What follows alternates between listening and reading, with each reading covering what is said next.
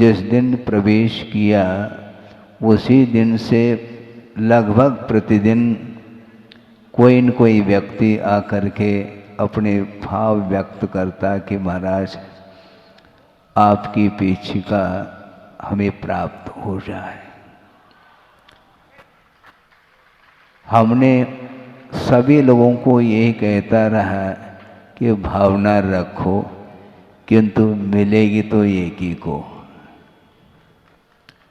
तीर्थंकर भी क्यों न हो, सबको वो संतुष्ट नहीं कर सकते। अर्थात तीर्थंकर दीक्षित होने के पूर्व में आहार चर्चा के लिए निकलते हैं, उस समय कितने लोग पड़गान के लिए खड़े रहते होंगे जिसका कोई हिसाब नहीं है। इसके उपरांत भी जिस विधि से निकलते हैं उस विधि के अनुरूप ही पड़गान होगा। तो एक ही को संतुष्ट किया उन्होंने, किसको? श्रेयांस राजा को। लेकिन इसका अर्थ ये नहीं लेना चाहिए कि सारे श्रावक असंतुष्ट रहे हों। सुन रहे हैं आप लोग? क्योंकि उनका असाधारण व्यक्तित्व है। उनके लिए आहार आप देवो अथवा न देवो, उनका जो दर्शन है, वीतरागता का दर्शन एक बार कर लो, निरंतर निहारने का भाव जागृत होता है। तो ऐसी स्थिति में वह श्रावक आहार दे अथवा न दे, प्रत्येक व्यक्ति के लिए साथ से पुण्य का अर्जन होता है। उसी प्रकार मैं ये मानता हूँ कि जितने लोगों ने भावना रखी, कोई नहीं भी रखी हो, तो भी उनके भीतर तो वो भावना रहती है कि संयमोपकरण मेरे लिए प्राप्त हो। मिलेगा एक ही को। हमने ये कहा था कि देखो, सबकी भावना को मैं पूर्ण करने के लिए बैठ जाऊं तो एक एक पंख भी यदि दे दूं तो पूर्ति नहीं होगी। तो ऐसी स्थिति में किसकी भावना को मैं पूर्ण कर सकता हूँ? भावना जो पूर्ण होती है वह भावों से होती है। और कल जिन्हें पुरानी पीछिका प्राप्त हुई, उनको हमने बुलाया कि देखो, तुम्हारी भावना तो अभी भी है, आगे भी रह सकती है, किंतु अभी वर्तमान में यह संयोजना बन रही है कि नई पीछिका प्रदान करने में हमने सोचा है। ऐसा उनके सामने कहा तो उनके आंखों में आंसू भर आए। सोचो, विचार करो, आंसू धार लगी है। इसके उपरांत भी उनको हमने कहा कि इस प्रकार भावुक होने की आवश्यकता नहीं, ये समर्पण का प्रतीक है। 6-6.5 महीने तक उन्होंने जो पुण्य का अर्जन किया है वह कहीं जाएगा नहीं, ये ध्यान रखो। हाँ, और समर्पण भाव था उनका, इसलिए एक ही बार में उन्होंने कहा कि महाराज हमें ज़्यादा विकल्प नहीं, लेकिन थोड़े बहुत तो अभी भी विकल्प है, रखो, कोई बाधा नहीं। यह प्रमोद भाव इसको बोलते हैं। हमारे अंदर जो भाव जागृत होता है वह धर्म के प्रति जो प्रमोद भाव होता है, इसी को धर्मानुराग की संज्ञा दी है आचार्यों ने। एक राग वह होता है जो विषयों के प्रति वह आकर्षित करने वाला राग होता है, किंतु धर्म के प्रति आकर्षित करने वाला जो राग होता है वह धर्मानुराग बोलते हैं, जिसको प्रमोद बोलते हैं। आप सब लोग बैठे हैं धर्म सभा में और धर्म श्रवण करने के लिए बैठे हैं, इसलिए आप सबके प्रति मेरा प्रमोद भाव है। कोई बचेगा नहीं, ध्यान रखो, चाहे पीछे लेने वाले हो अथवा नहीं लेने वाले हो, सबके प्रति हमारा प्रमोद भाव इसलिए है क्योंकि जो धर्म की आराधना करने के लिए बैठा है उसके प्रति मेरा प्रमोद न हो तो किसके प्रति हो।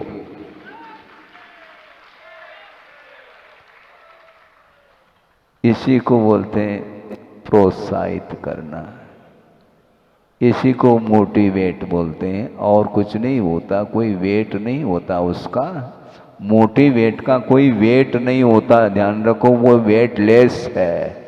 हाँ, उसका क्या वेट है? चाहे वह छोटा बालक हो, चाहे वह जवान हो, चाहे वृद्ध हो, सबके मन में धर्म के प्रति जो श्रद्धा, आस्था और समर्पण का भाव लेकर के बैठा है तो न धर्मो धार्मिकैर विना, इस प्रकार आचार्य समंत्र भद्र स्वामी कह रहे हैं, धर्मात्मा के बिना धर्म रह नहीं सकता। तो सारे सारे धर्म की आराधना कर रहे हैं, इसलिए ज़्यादा विकल्प करने की आवश्यकता नहीं। धर्म की ओर दृष्टि आपकी बनी रहे हमेशा, ये प्रभु से हम प्रार्थना जरूर कर सकते हैं और करते हैं।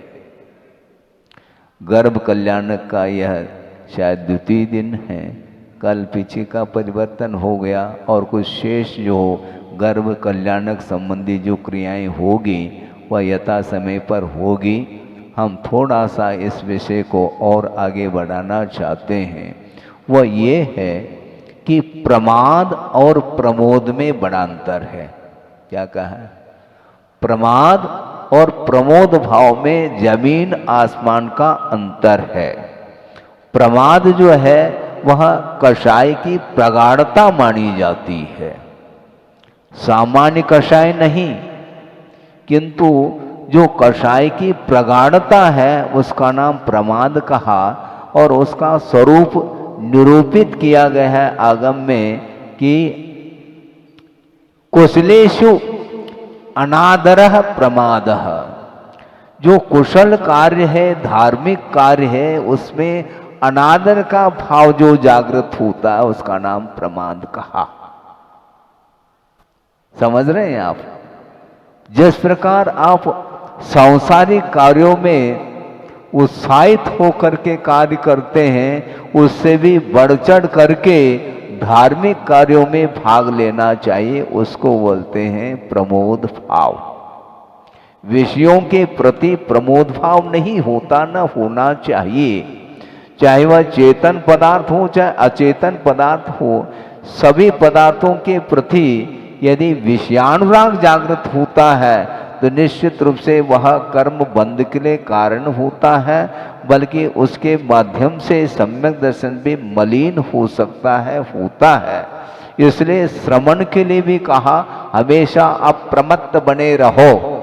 हालांकि ऐसा हो नहीं सकता, छठा सातवां ये गुणस्थान होता ही रहता है, किंतु बुद्धि पूर्वक प्रमाद का भाव नहीं आना चाहिए मन में। इस प्रकार वह जागृत रहता है, श्रमण अप्रमत्त रहता है और अप्रमत्त अवस्था में ही साथ से पुण्य का भी क्या होता है? अर्जन होता है। इसलिए धर्मानुराग की बात मैं कर रहा हूं, विषयानुराग की बात नहीं। क्योंकि जिसके आंखों में आंसू है वह विषयों को लेकर के नहीं, ये ध्यान रखो। यद्यपि वह गृहस्थ है, किंतु गृहस्थ होकर के भी वह गृहस्थ अवस्था से ऊपर उठने का भाव जागृत है उनके अंदर। इसलिए वो जो आंसू आ रहे हैं वो अपने आप में वह गुणों के प्रति जो बहुमान आदर भाव है उसको सूचित कर रहा है। इसलिए वस्तुतः धर्म की जो प्रभावना होती है वह कैसे होती है, किस ढंग से वह प्रभावना होती है, इस प्रसंग में भी आचार्य अमरचंद सूरी हुए हैं, उन्होंने प्रसंग रखा है। आचार्य कुंद कुंद की जो कृति है, जो अध्यात्म परक कृति, समयसार, प्रवचनसार, पंचायतिकाएं आदि ग्रंथ हैं, जो कि अध्यात्म तक ले जाने वाली वह कृति मानी जाती है। और उनकी टीका लिखने वाले आचार्य अमरचंद सूरी हुए हैं, उसके उत्तरवर्ती जयसेन स्वामी आदि भी हैं। किंतु अमरचंद सूरी ने एक स्वतंत्र ग्रंथ की रचना की है। टीकाएं तो उन्होंने लिखी हैं कुंद कुंद के साहित्य के ऊपर, किंतु एक कृति उनकी स्वतंत्र कृति वह है जो पुरुषार्थ सिद्धि उपाय। उसमें उन्होंने प्रसंग दिया है प्रभावना अंग के विषय को लेकर के। आत्मा प्रभावनीय, आत्मा प्रभावनीयो रत्नत्रय तेजसा सततमेव दान तपो जन पूजा विद्यातिशयश्च जन धर्म। आत्मा को भी आत्मा की भी प्रभावना होती है। प्रभावना के योग्य आत्म तत्व है। आत्मा की प्रभावना जो होती है वह रत्नत्रय की आराधना के माध्यम से, रत्नत्रय तेजसा, रत्नत्रय की जो उसको क्या बोलते हैं, तेज रत्नत्रय, यानी निर्दोष वृद्धिंगत जो रत्नत्रय होता है, उसके माध्यम से आत्मा की प्रभावना होती है। आप स्वयं की प्रभावना करना चाहो तो यहाँ पर तकत खाली है, ये ध्यान रखना है। आत्मा की प्रभावना करना चाहें तो तकत 2, 4, 8 और रखे जा सकते हैं। रत्नत्रय तेजसा ऐसा कहा। रत्नत्रय रूपी वह प्रकाश के माध्यम से आत्मा की प्रभावना होती है। और ये यदि मान लो जिसके जीवन में संभव नहीं अथवा कठिनाई जा रही है तो कोई बाधा नहीं। दान तपो जिन पूजा विद्यातिशयैष जिन धर्म प्रभावनीय। जिनेन्द्र भगवान का जो धर्म है वह कैसा है? दान, तप और जिनेन्द्र भगवान की पूजा, इस रूप जो है जिनेन्द्र भगवान का धर्म है। जिन धर्म प्रभावनीय, जिनेन्द्र भगवान के द्वारा कहा हुआ जो अहिंसा आदि रूप जो धर्म है, उस धर्म को प्रकाश में लाना चाहिए। अज्ञान तिमिर व्याप्तिम अपाकृत्य, अज्ञान रूपी जो अंधकार चारों ओर फैला हुआ है उसको दूर करते हुए यथा योग्य जिनेन्द्र भगवान के शासन को प्रकाश में लाने का जो पुरुषार्थ है वही प्रभावना मानी जाती है। और उस प्रभावना को करने के लिए आप लोग तत्पर हैं, क्योंकि जो धर्म का रथ होता है उसके 2 पहिए होते हैं, होते क्या नहीं? एक पहिए से रथ नहीं चलता, तो 2 चाक, एक श्रवण और एक श्रावक, ये 2 पहिए रथ लगे हुए हैं, जिसके माध्यम से जिनेन्द्र भगवान के द्वारा बताया हुआ जो धर्म रूपी रथ है वह प्रवर्तमान हो सकता है, होता है। 7 रथ आप प्रवर्तन हो रहा है 7 तारीख के दिन है, तो ये क्या है? ये धर्म रथ है। धर्म की प्रभावना जिनेन्द्र भगवान के द्वारा बताया हुआ जो धर्म है वही धर्म माना जाता है। अन्य और कोई धर्म का स्वरूप है ही नहीं। वस्तु का जो स्वरूप है वही धर्म है, अथवा रत्नत्रय आत्मक धर्म है, अथवा 10 लक्षण रूप धर्म है, अथवा जीवों की रक्षा करने रूप जो परिणाम है उसका नाम धर्म कहा है। इसलिए गर्भ कल्याणक आप मनाने जा रहे हैं। कल्याणक किसका होता है? जीव का कल्याण होना है, किंतु जीव का कल्याण जो होता है वह धर्म के शरण गए बिना न किसी का कल्याण हुआ न होगा। आप किसके शरण जा रहे हैं? महाराज आप ही के शरण में हैं हम। हाँ ठीक है, फिर लौटना नहीं। नहीं महाराज ऐसा नहीं हो सकता। ठीक, कोई बाधा नहीं, लौटो, लौट करके वापस आना है, ये ध्यान रखो। लौटते रहो फिर वापस आओगे। कई बार कहते महाराज हम फिर से आने का आशीर्वाद दे दो, भूयात पुनर्दर्शनम, ऐसे कई लोग बोलते हैं। उसका अर्थ क्या? पुनर्दर्शनम भूया, पुनः हमें दर्शन प्राप्त हो।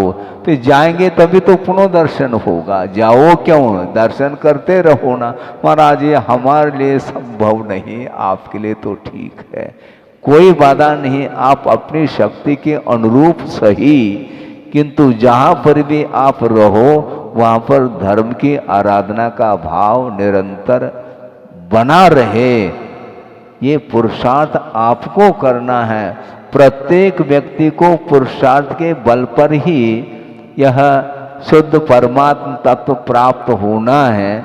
जिस प्रकार श्रमण लोग पुरुषार्थ करते हैं उसी प्रकार आपको भी पुरुषार्थ करना है, अपनी शक्ति के अनुरूप करना है।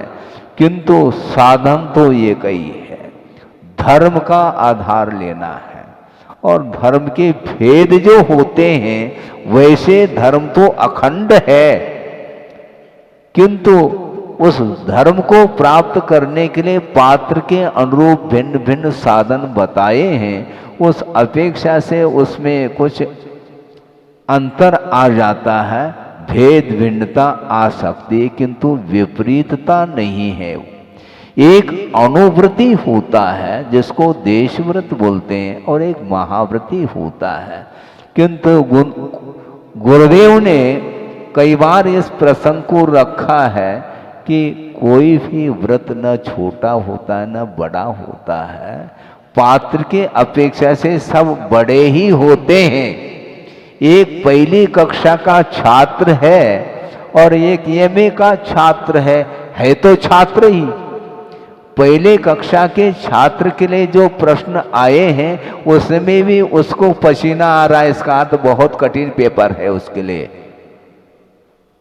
पक्की बात है। और जो एमए कक्षा में पहुंचा है उसके लिए उसके योग्य जो प्रश्न आए हैं ये उसके लिए कठिन है, कठिनाई तो जाती है। इसलिए वह व्रत छोटा और बड़ा नहीं, अपनी शक्ति के अपेक्षा से वो बड़ा ही है। यहां तक गुरुदेव ने कहा था कि 1 पाई से लेकर के 99 पाई तक वह पाई माना जाता है, रुपया नहीं। 1 पाई मिलाएंगे तो वह 1 रुपए का नोट माना जाता है। तो पहले अथवा दूसरी प्रतिमा से लेकर के 11वीं प्रतिमा तक जो कुछ भी चारित्र का पालन होता है इन प्रतिमाओं के पालन के रूप में, उनका वह चारित्र अनुव्रत के रूप में ही होता है। अनुव्रतो गारी है, जो सागार होता है, जो जिसके पास घर है, किंतु ये ध्यान रखो घर एकमात्र उपलक्षण है। जिसने घर का भी त्याग कर दिया किंतु पूर्णतः परिग्रह का परित्याग नहीं किया, वह भी सागार ही माना जाता है। जैसे नीचे क्षुल्लक और ऐलक बैठे हैं, वो भी देशव्रती ही माने जाते हैं, ये ध्यान रखो। लेकिन देशव्रती होते हुए भी वो किस ओर मुख है उनका? गाड़ी का मुख किस ओर है? मुनि बनने की ओर उनका मुख है। क्यों? सारे ब्रह्मचर्य लोग भी प्रसन्न हो रहे हैं। बिल्कुल वह समय तो आएगा, धीरे धीरे आता है, लेकिन लक्ष्य जो है सबका एक है। वह एक सामान्य जो गृहस्थ है जिसके पास संयम नहीं भी है, तो भी वह जिनेंद्र भगवान के धर्म का पक्ष लिया है, इसलिए वह पाक्षिक श्रावक माना जाता है।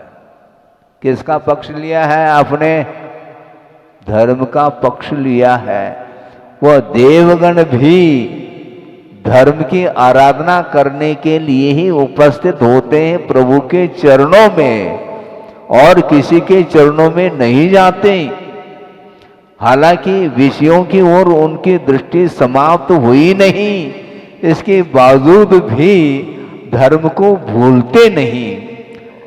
चक्रवर्ती भी क्यों न हो, वो जब प्रभु के चरणों में आ जाता है तो एक सामान्य श्रावक बन करके आ रहा है। उस समय यदि मान लो कोई भी व्यक्ति उस चक्रवर्ती के लिए प्रणाम करता है तो चक्रवर्ती क्या बोलते हैं? नहीं, ऐसे प्रणाम नहीं करते हैं, ध्यान रखो। क्यों? मैं प्रभु के चरणों में बैठा हूं। जो प्रभु के चरणों में बैठा है उसमें अंतर क्या है? श्रावक की अपेक्षा, मुनि की अपेक्षा से भले ही अंतर हो, ये बात अलग है, किंतु जितने भी जो उसको क्या बोलते हैं 12 सभाएं हैं, उसमें एक मनुष्य के लिए है, तो मनुष्य एक सामान्य हो अथवा कोई विशेष हो, वो गुरु के चरणों में कोई भी वीआईपी नहीं, ये ध्यान रखो। आप बाहर रहो वीआईपी है, बाहर रह सकते हैं। चक्रवर्ती वह सचखंड अधिपति है, किंतु समूह शरण में अधिपति नहीं है, ध्यान रखो। फिर कैसे है महाराज? वो भी पुण्य का अर्जन कर रहा है, वो भी प्रभु की आराधना करने में लीन है। प्रभु ही हमारे लिए सर्वस्व है। प्रभु से बढ़कर के और कोई भी प्रभु विभु नहीं हो सकता। इसलिए उनके चरणों में जो आया है वह धर्मात्मा है, और उनके चरणों से जो वंचित है, चरण का अर्थ क्या लेना है महाराज? वो समोसरण में जो नहीं आए वो भी है, ये ध्यान रखो। वहां पर प्रवेश नहीं किया ये अलग विषय है, किंतु समूह शरण को याद तो कर रहा है। समूह शरण के बाहर रह करके भी प्रभु की आराधना करने वाले रहते हैं क्या? नहीं रहते? रहते हैं। तो आप कहीं भी रहो, किंतु प्रभु को भूलना नहीं चाहिए। गुणों के प्रति प्रमोद भाव होता है और विषयों के प्रति प्रमोद नहीं होता, किंतु प्रमाद होता है। क्योंकि विषयों का जो ग्रहण करने का भाव है वही प्रमाद है। प्रमाद के कितने भेद हैं? 15 भेद हैं। पहले तो 4 विकताएं हैं, स्त्री कथा, भोजन कथा, राज कथा और चौर कथा। ये 4 कथाएं ये विकता मानी जाती हैं, सतकथा नहीं। ये प्रमाद के अंतर्गत लिया है।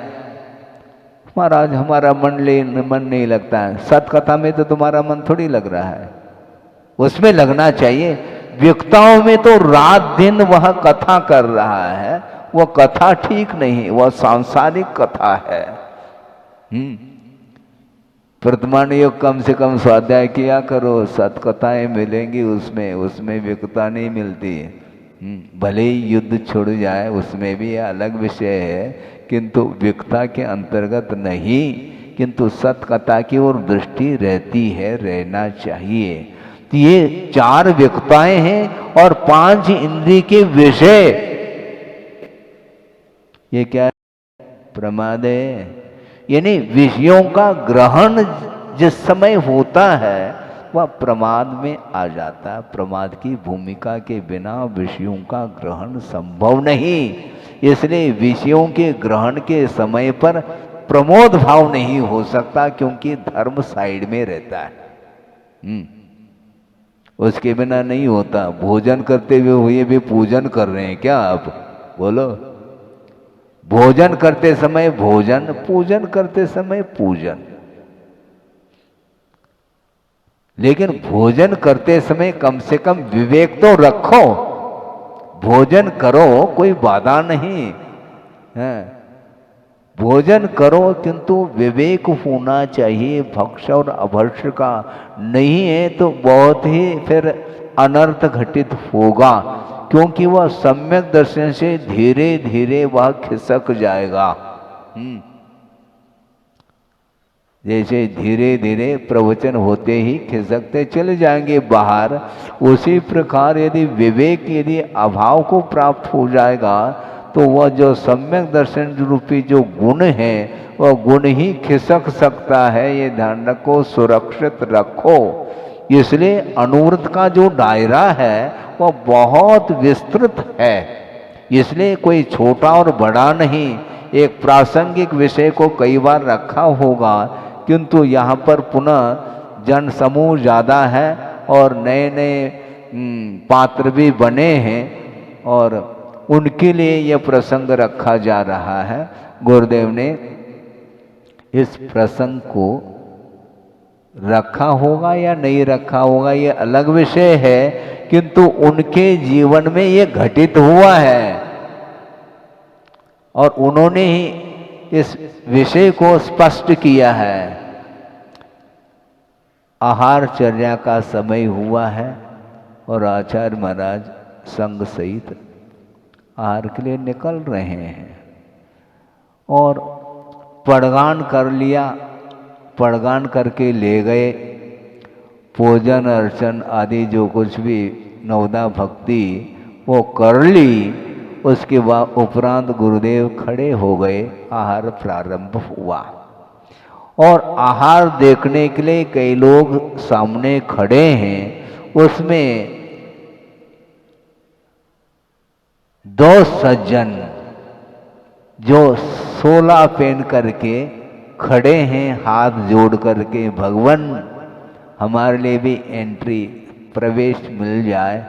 बहुत दिन की मेरी भावना रही है, आहार देने का भाव अंदर से मैं अपने आप को संभाल नहीं पा रहा हूँ, इसलिए देने की भावना मेरी है। इसलिए हमारे हाथ से भी एक आध ग्रास लिया जाए तो ज़्यादा अच्छा है। गुरुदेव तो मौन है, उन्होंने शुद्धि बोली और शुद्धि बोल करके एक और निवेदन किया कि महाराज आहार देने की तो उत्कंठा है, लेकिन ये है कि मैं रात्रि भोजन का त्याग नहीं कर सकता।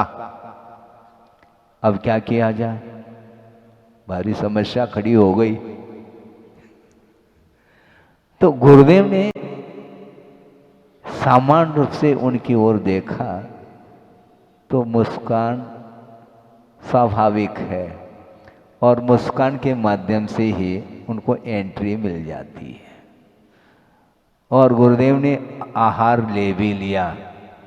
महाराज कैसे ले लिया आप पूछ सकते हैं, बाद में खुलेगा ये। उन्होंने 1-2 ग्रास ले लिए, 2 थे पति पत्नी और ले लिया उन्होंने। क्यों लिया होगा यह स्पष्ट हो जाएगा, क्योंकि वह पात्र कुछ अलग ही ढंग का था। क्योंकि ग्राहक को देख करके ग्राहक को लौटाया नहीं जा सकता। कभी कभी कुछ विशेष होते हैं वीआईपी, लेकिन किस अपेक्षा से वीआईपी है इसको समझना भी बहुत कठिन है, ये ध्यान रखो। और उन्होंने मौन रूप से स्वीकृति दे दी और आहार ले लिया उनसे। आहार संपन्न होने के उपरांत चौके वाले पहुंचाने के लिए गुरुदेव के साथ साथ गए और वो 2 सज्जन भी उनके साथ पहुंचे हैं। ये नयनागिरी का प्रसंग है, काफ़ी पुराना प्रसंग। नयनागिरी में गुरुदेव ने 3 चातुर्मास किए हैं, 78,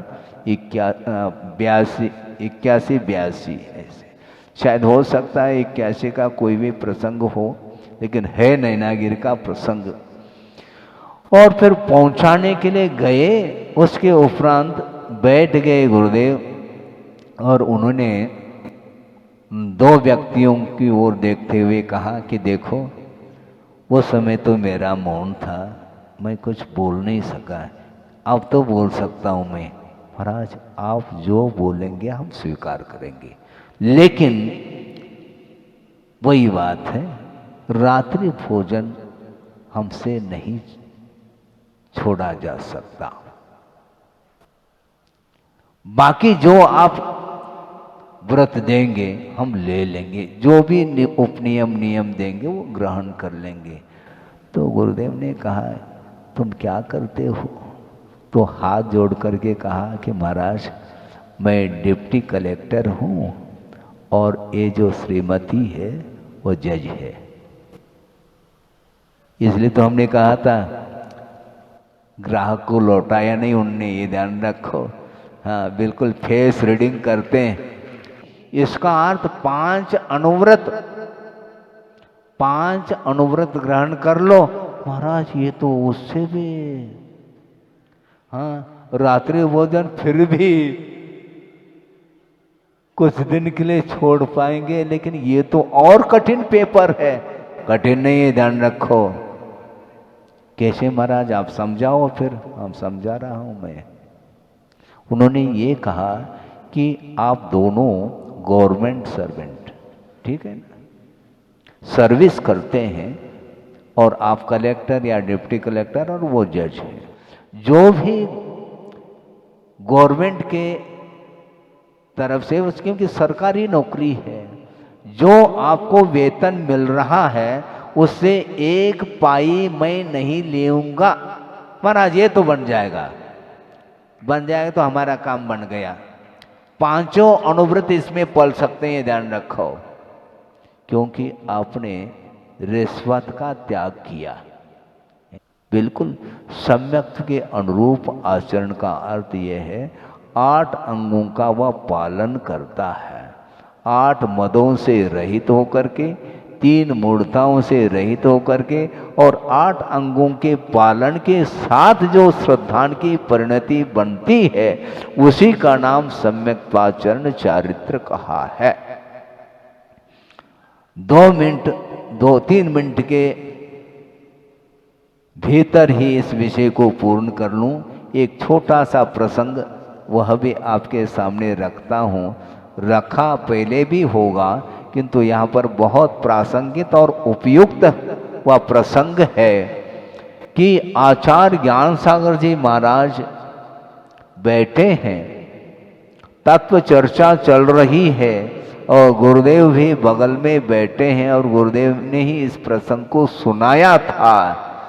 हाँ, हमें कोई नए प्रसंग मिलते ही नहीं है, सब गुरुदेव के द्वारा ही सब कलेक्ट करते चले जाते हैं और समय पर आप लोगों के पुण्य के उदय में वह प्रसंग ध्यान में आ जाता है। और वो ये प्रसंग ये है, एक विद्वान के मन में ये जिज्ञासा उठी और वो जिज्ञासा रख रहे हैं आचार्य ज्ञान सागर जी महाराज के चरणों में कि महाराज कि अविरत सम्यक दृष्टि जिसने एक भी अनुव्रत को अंगीकार नहीं किया है उसकी बात की जा रही है। क्या बोलना है बोलो, आपकी क्या धारणा है महाराज किस विषय में? अविरत सम्यक दृष्टि मद्य मधु मांस का सेवन करता है या क्या नहीं? सुन रहे हैं आप? सुन रहे हैं? अविरत सम्यक दृष्टि का अर्थ क्या? जिसने अनुवृत्ति में अंगीकार नहीं किया, महावर तो किया ही नहीं, ऐसा कोई अविरत है किंतु सम्यक दृष्टि है, तो क्या मद्य मधु मांस का सेवन करता है क्या नहीं कर सकता है क्या नहीं? यह प्रश्न था। महाराज मेरी तो धारणा है क्योंकि वह अविरति है, व्रत अंगीकार नहीं किया है, इसलिए अविरत सम्यक दृष्टि मद्य मधु मांस का सेवन कर सकता है, ऐसा उनका मन था। अब आचार्य ज्ञान सागर महाराज ने कहा बैठ जाओ थोड़ा। वस्तुतः त्याग किसका होता है? जो ग्रहण करने योग्य वस्तु है उसी का त्याग होता है। जो ग्रहण करने योग्य वस्तु नहीं है तो उसका क्या त्याग करने की बात करते हैं? वह वैसे ही लिया नहीं जाएगा क्योंकि वह अनुपसेव्य है। जो सेवन करने योग्य नहीं है तो वह सेवन किया जाएगा क्या? उसका भी त्याग होता है क्या? त्याग नहीं होता, किंतु जो ग्रहण कर रहा है उसको छुड़ाया जाता है, क्योंकि वह उन्मार्ग पर जा रहा है, उसको सन्मार्ग पर लाया जाएगा। तुम उन्मार्ग पर चल रहे हो कि सन्मार्ग पर? बताओ। महाराज हम तो सन्मार्ग पर ही चल रहे हैं। तो सन्मार्ग पर चलने वाला इस प्रकार कैसा भाव रख सकता है? अविरति है ये अलग विषय है, किंतु मद्य मधु मांस का वह समर्थन नहीं कर सकता, क्योंकि यदि आगम में मद्य मधु मांस के सेवन का प्रावधान है क्या? यदि प्रावधान है ऐसा वह कहता है तो वह श्रुत का अवर्णवाद कर रहा है, ये ध्यान रखो। आगम में इसका प्रावधान नहीं है, इसलिए अविरति होकर के भी वह अपने अंगों का पालन करता है। अनंतानुबंधी का व्योदय आ जाए तो भले ही वो कुछ भी सेवन कर ले, ये अलग विषय, किंतु अविरत सम्यक दृष्टि है, किंतु सम्यक दृष्टि है, श्रद्धान है, सच्चे देवगुरु शास्त्र के प्रति श्रद्धान है। आगम के प्रति जो श्रद्धान रखने वाला व्यक्ति कैसे ग्रहण कर सकता है? उस समय उनकी आंखें खुल गई विद्वान की। सोचो विचार करो, क्योंकि त्याग किसका होता है? किसी ने कहा महाराज हमारा आजीवन त्याग है, किसका? जहर का। है? हंस क्यों रहे हैं आप? क्यों? जहर का त्याग भी कोई त्याग होता है क्या? वह ग्रहण करने योग्य नहीं है। जो ग्रहण करने योग्य पंचेंद्रिय के विषय हैं उसमें त्याग की जो बात आती है तो वह अनुवृत्ति के लिए लागू हो जाता है, किंतु उसका उसने त्याग नहीं किया है, किंतु सम्यक दर्शन को लेकर के बैठा है, तो वह कैसे मद्य मधु और मांस का सेवन कर सकता? संभव नहीं। इस प्रकार उन्होंने चर्चा की थी जो आपके सामने रखा। इसलिए वस्तुतः सच्चे देवगुरु शास्त्र के प्रति श्रद्धान का जो परिणाम है ये बहुत दुर्लभ परिणाम माने जाते हैं। सम्यक दर्शन सुलभ नहीं है, विषय तो बहुत सुलभ है।